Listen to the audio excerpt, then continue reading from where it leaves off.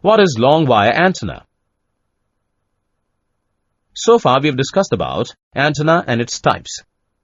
That is, an antenna is a means for linking the electromagnetic waves from transmitter to receiver.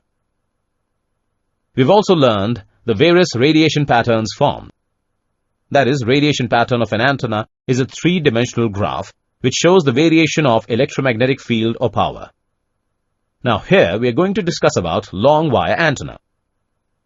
A long wire antenna is long but of no specific length or geometry. Long wire antennas are used for long distance reception on the AM and shortwave bands. This is not a good TV antenna because it is unpredictable and usually has low gain. Thus, when the antenna is more than half a wave long, it is called as long wire or harmonic antenna. The long wire antenna are of two types. Long wire resonant antenna, wave exits along its length, and the pattern is bidirectional. Non-resonant antenna. All incident wave are absorbed and there is no reflected wave.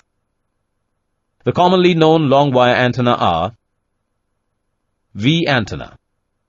It is an extension of long wire antennas. It consists of two long wire antennas arranged in the form of a horizontal V and fed at the apex.